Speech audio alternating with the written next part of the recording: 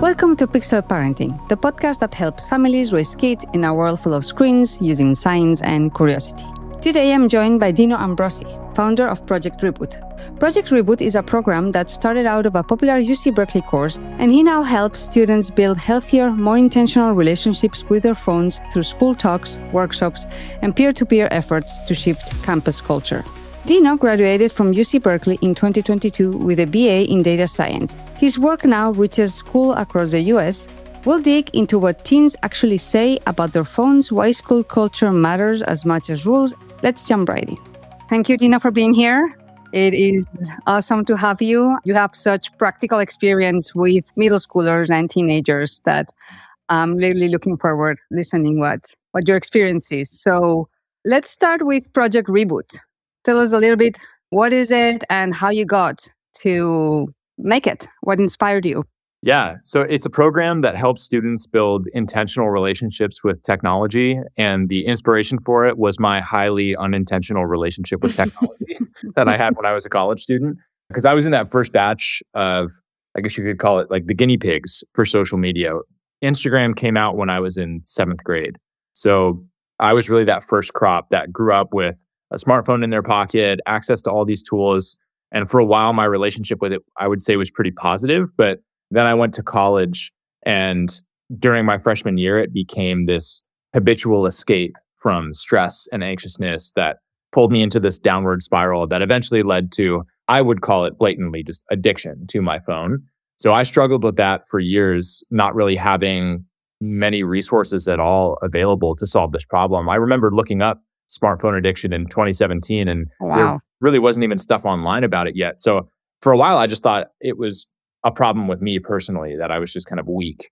And that was the root of the issue. I didn't understand what was happening behind the screen, the business model of the apps. There was so much that I didn't have an awareness about. And so I've spent the last more than 5 years now trying to figure out ways to improve my own relationship with technology, and then in turn, teach that to other students. So during my senior year at UC Berkeley, I made a whole semester-length course that was all about building a better relationship with your phone and technology more broadly. I taught that 3 times and got really great results from the class, and that motivated me to found Project Reboot in an effort to spread that message to a broader audience. And since graduating in 2022, we've now reached over 50,000 students now in person, which is awesome. So lots more work to do, but it's been off to a good start, and I really enjoy the work. That's awesome. What got you addicted to the phone? Instagram and YouTube were the main forms of it, but it wasn't so much those apps in particular. Like in many ways, I don't think people get addicted to their phones. I think we get addicted to escaping discomfort through seeking distraction. And the phone is just the shortest path to distraction we've ever had. So it manifests in that way. But the root of the issue is that habitual escape from stress, boredom, anxiousness, loneliness. And the more that you engage in avoidant coping, the lower your tolerance for all forms of discomfort becomes. And I think part of the issue is when people view it as, oh, it is Instagram or it is YouTube, that implies that the solution is to delete Instagram or YouTube. But that doesn't solve the problem. It's just a Band-Aid, and the problem shifts to something else. There's a million ways to distract yourself, especially online. So I think it's important to accurately diagnose it as effectively a pacifier that can be used to numb uncomfortable emotions. And the way that you pacify, it can be different for different people. For me, it was Instagram and YouTube. But those apps in and of themselves, while they are uniquely challenging, were not the root of the issue. How did you end up finding the solution? A lot of trial and error and testing. And honestly, my understanding of the solution continues to evolve because my relationship with it is still not perfect. It's a moving target. And there's so many factors that influence how we use technology. And it's not like there is just this blanket one size fits all. I think there's a few categories of things that combined together provide kind of this armor against the distracting technology that we're living with. But that armor can be penetrated, and then you have to figure out how to patch it. And I wish there was a satisfying, like, oh, just do this one thing. But that's not the reality of the situation. I was very fortunate to have that 12-week course at UC Berkeley as an opportunity to throw a lot of things at the wall and see what resonates with people and what sticks. And then, now I've visited 70 plus schools and gone all over and have tested a lot of different messaging to see what students respond to. So it's just kind of been this continuously evolving, iterating process of trial and error and learning and iteration. You mentioned that you feel you were addicted. How do kids, in your experience, how do kids feel now about their phones? I have good data on this because one of the things that I do in my assemblies is I do an anonymous poll where students scan a QR code and they respond to questions, and then we see the results go up on the screen. So the classic question that I've always asked is, on a scale of 1 to 5, how happy are you with your relationship with technology? 5 being like, love it, perfect, wouldn't change a thing. 1 being, really don't like it, desperately want to see it change. And the results vary from school to school, but typically there are more students that are a 1 or a 2 out of 5 than a 4 or a 5 out of 5. So it's more common to actively dislike your relationship with technology than to actively like it. But recently, what I've started to ask that I think has had results that are even more compelling is I've just started asking, do you feel addicted to your phone or to any other form of distracting technology? And I've done this now at 6 different schools, and the responses have always been between 64% and 73%. Oh, Usually wow. it's around 70. And those are high schools, right? So, and a lot of these are like great schools. Like we're talking some of the top private schools in the Bay Area that are hard to get into with highly ambitious kids that go on to great universities. If anyone could have a good relationship with technology, it would be these kids. When you look at the screen time data, it's inversely related to socioeconomic status for kids. Typically, it's the kids from poorer backgrounds that spend more time because there's fewer alternatives, there's less structure, there's more latent stress and anxiousness that can be numbed by the device. But even the kids at top schools, 70% say they're addicted. Okay. And how do you think school culture is involved into that? It is massive. It is the biggest thing that is being overlooked when we address the set of solutions that can be implemented. I think it's the most important factor in how kids use technology, because when you are in high school, so much of your value system is oriented around social approval and belonging. Like that is just very much how the teenage brain is wired. And unfortunately, for a lot of kids right now, they are forced with this very difficult decision of, I can either be chronically online or I can be socially isolated, because that's the norm and the expectation. And Snapchat for many kids has become so deeply ingrained and embedded. It is the fabric of their social lives. And to opt out of that is, for many of them, realistically not an option. And that's something that no one can change individually. The culture needs to change. And there's potential for that to change because so many kids don't like their relationships with technology. But we need to work with them for that to happen. We need to give them a seat at the table and platform the perspectives and the voices of influential students to drive that cultural shift. It actually has to come from them. This is the whole thesis of how the Project Reboot program is set up, really, is giving them tools to change habits individually, but increasingly so focus on working with students to change culture collectively, because I really view that as the only sustainable path out. Interesting. So when we're talking about school culture, you're talking about student school culture, but there's also policy school culture. What would you recommend? Or what, I mean, I know every community is different and every school is different, but your best recommendation for a school policy wise, or like, there's these no phone policies going on. What's your recommendation? I'm trying to wait to give like a very firm, this is the right approach until we see more data. So I'll qualify this with, this is my speculation right now as someone who has seen a lot of different schools and had a lot of different conversations, but I'm very open to this opinion being changed in light of convincing data and information that alternatives are better. I think that K-8 should be totally phone free. I don't think kids should even be on smartphones until they're in high school. So I think, to me, that's a no-brainer. I don't think that a middle school brain is capable of self-regulating around this. I think their social development is so important in that age. They should not have an escape from social awkwardness sitting in their pocket all the time. You have to go through those reps of feeling awkward and weird, interacting with other people. I think it's such an important thing for them that there shouldn't be a instantaneous escape sitting in their pocket at break time, obviously in class time, but at break time as well. In high school, here's where things get more nuanced. There's 2 factors at play. For one, doing a bell-to-bell phone ban, while I totally see the argument for it, and there will be benefits in the short term, you will be able to measure genuine improvements on campus by implementing a bell-to-bell school like phone ban. Kids will talk more. They'll be more social during break times. There will probably be less distraction in the classroom, although I am not totally convinced of that because when I was in high school, I had a phone in my pocket and a laptop in my backpack, and the laptop was the far greater source of distraction in class because you can look productive on a laptop. You can never look productive on a phone. I think that really is the root of that issue. The unintended consequences that it has and the things that make me question whether or not it is the right move for high schools is one, from the school culture perspective. If you take this approach of you can't handle it, we're taking it, it's all bad for you. This isn't even a conversation, it's going away. The way that teenagers work, being anti-authority and countercultural, often what results is now it's almost like you get a social credit for seeking digital distraction. I've heard from people at schools that have implemented Yonder pouches where there are kids that have started underground magnet black markets where they sell magnets that unlock the pouches in the bathroom, right? Like, Wow. the impact that has to culture, right? What do the kids consider to be cool and socially credited? In many cases, it's going against an authoritative figure that they don't feel aligned with. So that's one externality of it. The other one is that I think so much of the problematic screen time happens at home. And there have been some studies, although they are contested, and screen time is a very difficult thing to measure accurately. The Lancet came out with a study that showed schools that implement bell-to-bell phone bans in high school, there's no difference in total screen time for kids. It just goes to more time outside of school.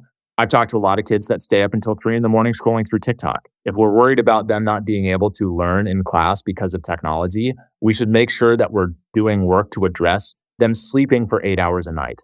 There's group chats that are going until 2 a.m. or they're constantly scrolling. They're not showing up in a physiological state to learn. So actually addressing the screen time outside of school, I think, is just as important, if not maybe more important than the time in school.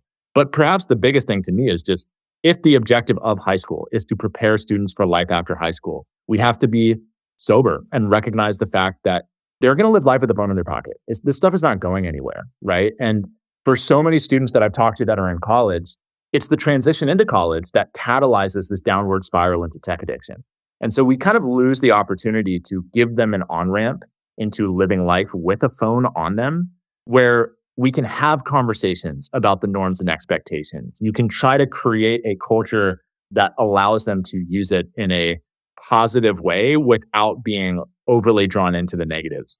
Maybe that's too idealistic, but I think it's something that is worth trying because once you ban them, it's pretty hard to go back. So I think looping students into the conversation, pulling together a committee at your school where there's student leadership representing student voice in the conversation, and then you complement any sort of restriction with messaging that gets across the why, talks about the time outside of school as well, and recognizes the nuance of the situation so that kids are at least bought into the policy that is in place. I think my strongest conviction is just like restriction alone is never going to solve this problem fully. It has to be complemented by empowerment. And that's educating, it's giving resources, it's driving cultural shift by engaging with students in the conversation. So no matter what the restriction is, if you go fully phone free or if you keep them around, to me, the empowerment piece is a non-negotiable. It's less simple though. That's the hard part. Yeah. How do you manage when there's, these two groups of students, the ones that don't want phones and the ones that want phones? How do students that feel addicted to their phones, that want to minimize their use, convince the other students to do the same? Does that happen at all? When I was in college, and a lot of the college students at Berkeley, where I'm actually at right now, I'm working with some of them today, it's embarrassing to be scrolling through TikTok when you're around other people. Like that is a violation of a social norm in their friend group. And that's possible. That can happen at the high school level. But I think the conversation, the more effective way to have it is not harping on the negatives of the technology and basically having this, hey, get off your phone kind of mindset. It's more espousing the virtues of the things that technology has been replacing. Connection, reflection, play, active leisure, these things that genuinely add value to our lives. If we have better alternatives readily available, that's the easiest way to drive culture change. And so oftentimes the best way to do it is it's almost through this more indirect path. And if it becomes cool to be able to have a good conversation or to play a game with friends at lunch, then it kind of starts to happen more naturally as opposed to running directly into it. But I think regardless, like in order for the conversations to go well, there needs to be an environment where students don't really feel judged for struggling with it. Because I think important context to have is there's so many kids that, again, the majority of them self-identify and self-report as being addicted. And of the people who don't identify as being addicted, many of them are legitimately not addicted, right? Like that is a possibility, is for kids to have a healthy relationship with it. Some of them do, right? So I think the vast majority of kids who are addicted to technology recognize that they're addicted to technology. And then often you'll see parents say, well, they just don't want to change. And I think there needs to be a little bit more nuance in that perspective. It's more common for the limiting factor to be their belief in their ability to change. I can say this from experience. There were a lot of times that I made a promise to myself that I was going to get my screen time down and do something else. And then I didn't do it. And so every time that happens, your self-efficacy, the belief that you have the ability to control your behavior, withers away. And then a lot of this like denial or combativeness, I think, is downstream of self-criticism, shame, and a lack of self-belief. And so I think that's super important context to have in mind as we start to approach the conversations, is coming at it from an approach of empathy and not making them feel shame for struggling to use technology in the way that they want to. Interesting. So let's talk about parent perceptions, right? So parents often assume that the kids want to be on their phones 24/7. So what I hear, that's a perception. And you've mentioned that many teens want to change, but feel stuck. So what keeps them from not being stuck? What are their challenges? It's a combination of things. I mean, so much of the use of technology literally is mindless. Right? If you want to prove this to yourself, here's an interesting experiment you can run. Either delete or move the social media apps on your phone for a day and count how many times your thumb automatically navigates to where Instagram was. So many of the times we turn to it, we literally don't know we're doing it. It's like we have this perception that our behavior is entirely controlled by the conscious part of our mind that self-identifies as being addicted or wanting to change. That's not how the brain works. Like so much of what we do on a daily basis is automatic and habitual. And so it literally is just this deeply ingrained automatic response that takes time to go through that cognitive retraining and change the behavior. It's not like awareness is not the answer, right? Just having that conscious awareness is never going to be enough. I think that's the biggest thing, is the deeply ingrained conditioned response to uncomfortable emotions, or a habitual response to a trigger in your environment or a context that you're in a daily basis. You just have to have, again, the sober, realistic expectation that that's going to take time to change. It's not an easy thing to do. And so that's a huge part of why. Yeah. Yes. And so how can parents help take control back? Because what I hear is that we humans, I mean, we're talking about teens, but as adults, we also have these habits and, these addiction issues. But as adults, as parents of teens, what can we tell them to help them control that finger triggering? Good question. Okay, so there's a few things here. I mean, I'll frame this conversation with my number one piece of advice to parents when they go to approach screen time is you want to make sure you don't end up in this mindset of this is a me versus you thing. A lot of times that is the nature of the conversation. It's I need you to change your behavior. I'm going to try to control that. I'm imposing a limit or a restriction on you, and I'm expecting you to follow it. And I think typically that results in, unsurprisingly, butting heads. And from the kid's perspective, it's, all right, it's you are my enemy and my phone is my friend. And that's not an effective foundation to start this conversation from. A much better foundation is this is us versus addictive technology. I care for you. I want what is best for you. I recognize that I don't have full context into how or why you want to use this technology. This is the biggest generation gap we've ever had. I didn't grow up with this stuff. I'm not going to tell you how you need to use it, but I want to work with you to build a relationship with this that you are happy with. That is basically something that no one can object to. It's like, oh, they want me to be happy. Like, no. People get mad when you tell them what behavior must be changed or what the time limit must be. So Don't be a judge that imposes rules without their consent. Be a guide that helps them figure out their own intentions and then holds them accountable to that ideal. I think that's a super important backdrop to the conversation. The good news is the vast majority of teenagers, when you ask them the right set of questions, have very realistic, like reasonable intentions for using this stuff. One exercise I recommend is figure out how much free time they actually have. Look at their calendar, block off all the time they're in school, time they should be asleep, time for sports and extracurriculars. Figure out on a weekly basis how much free time they have, and then have a conversation of how should this free time be spent? What do you want to do with it? Right. And come up with goals for when I ask students what deserves the largest chunk of your free time, nobody says TikTok. Literally no one. Right. They'll say, oh, I want to be doing, hobbies or being outside or hanging out with friends, or there's a million different things. So if you focus on filling that up and then identify like, okay, this is now the goal that you have come up with for your own screen time, and I want to help you make that a reality. And I want to help you with that, not because I think you're incapable of it or because you are weak, but because this technology doesn't have your best interest at heart, and they're working with some of the smartest people on the planet to deliberately try to prevent you from using it in the way that you want to use it. And I know that from experience because I'll be honest, my relationship with it isn't perfect either. And I could actually use your help holding me accountable. So let's work on this together, right? Use that as like the framing and the context for the conversation. And then when it comes to what can you actually do to unwire that habitual response, there's a few things. It's really helpful to use an app like ClearSpace or ScreenZen.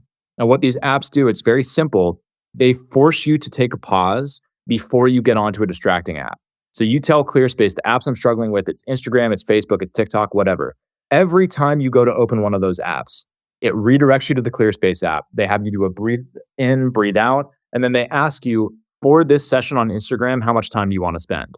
And you can say, okay, I'm going to go on for 10 minutes. After those 10 minutes are up, it kicks you off the app. You have to go through another delay to start another session. You can give yourself a budget for how many sessions a day you want on Instagram.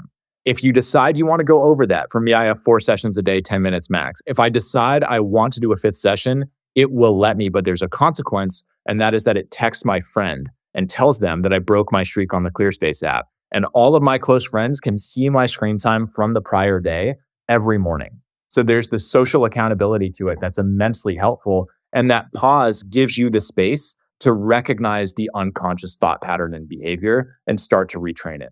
ClearSpace is free for students all the way through the end of college. It is a tool that they have access to. Unfortunately, right now, only really available and free on iPhone. It's coming to Android soon. ScreenZen is also free. It just runs off of a tipping model. I would say ClearSpace is better on iPhone than ScreenZen is. ScreenZen's pretty good on Android. So that's an option as well. So you can set up one of those 2 apps for your kids for free. And I think that's a great place to start. And then the other thing are just like protect the vulnerable times and periods. The last 30 minutes of the day, the first 30 minutes of the day, charge the phones outside of the room. Do that as a family. Make that an expectation and a norm. Protect time for social connection. Don't have phones at the dinner table. Talk to each other. Sub in more intentional, longer form content consumption. Start a TV series as a family that you watch together during the time that maybe you or your kids would independently be scrolling through a newsfeed, and positively reinforce better behaviors, the alternatives, the things that screen time has been replacing. I love it. Are those apps, ClearSpace and ScreenZen, cool? Like, do kids adopt them happily? Or is there the ClearSpace kids and the not ClearSpace kids? So I recommend these apps during school assemblies, and typically there actually is a pretty high adoption rate. So for instance, we just got data on this from a school in Florida. We had 40% of the school activate on ClearSpace. So not every kid sticks with it. It's not for everyone. I think it's a really useful tool. And I've talked to a lot of kids where I've gone back to their school a year after doing the assembly, and them and all their friends are still on it. So it's not a silver bullet. Everyone's going to adopt it, but there's definitely a solid chunk of kids that do think it's a really helpful tool and continue to use it and enjoy the social accountability. So for parents listening today, what is one small, realistic change that they can try this week? Move the phone charger if it's next to your bed. That's like the simplest, easiest one. Another one, super simple. I mean, it's a classically recommended thing, but it's been recommended a lot because it is helpful and important. Audit your notifications. Your phone should only ever notify you if it's actually something that kind of urgently demands your attention or could urgently demand your attention. I have text message notifications on. I have phone calls on. Gmail has a setting where you can filter down to high priority emails only. You can put all your other apps notifications, either turn them off or put them into a scheduled summary that you get in a batch once or twice a day. There's no reason that as you are living your life in the middle of your day, your phone should interrupt you to tell you that your aunt posted a photo on Facebook or that there's a new news story. Like, what are you, Batman? Like, that's not an urgent thing for you to be notified. Like, unless you're a vigilante hero, you don't need real time, New York Times or Apple News notifications. And I love it. Yeah, all day long. It's like constantly interrupting their day. And then the other one is grayscale can be really helpful as well. There's a shortcut you can set up to turn it off and on really quickly. And what people put on grayscale, immediately their screen time goes down by an hour a day because your phone is so much less appealing. It's hard to stay active on because it really degrades the experience of using your phone. But if you're like, I need to fix this, what do I do? It's a great way to start. How do you do that? It's like a setting on the iPhone? Yeah, you just go into settings, accessibility, color filters, grayscale. Okay. I didn't know about that. So yeah, all the engagey colors are away. Nice. That's a good one. So we're close to the end of the conversation. What gives you hope when you see how students are reflecting on their tech use and, leading these conversations? The thing that gives me hope is that they want to see it change. They do want to see it change. There is so much latent potential for driving a cultural shift here. If we work with the kids, we can make it change. We have Project Reboot clubs that are starting at schools all over the Bay Area and even all over the country at this point. There's 40 Berkeley students that meet up every week and engage in connection, reflection, and play deliberately to separate themselves from their phones. There's so many more conversations happening about it. The recognition of the problem is massive. We just have to channel the energy in the right direction. And we need to avoid the mistake of working against the kids instead of working with them. Because I really think if we team up in our households, in our communities, in our schools, and adopt this us versus addictive technology mindset, we can make big progress. But we need to avoid the me versus you. I agree. And where can educators and parents find Project Reboot, and where can we find you, basically? The website is projectreboot.school. Okay, thank you. This was awesome and lots of great tips. I'll add a bunch of them to the show notes too, so parents can read through them. Thank you so much. Thanks so much, Patricia. Really, really fun joining. That was Dino Ambrosi, founder of Project Reboot, reminding us that the real goal isn't to fight against our kids' tech use, but to work with them to build healthier digital habits. If you would like to learn more, you can visit projectreboot.school or watch Dino's TEDx talk on attention and screen time. I'll include both links in the show notes. If you enjoyed this episode, please follow Pixel Parenting on your favorite podcast platform and share it with another parent or educator who might be interested. I'm Patricia, and this is Pixel Parenting, where science meets everyday parenting in the digital age. Until next time.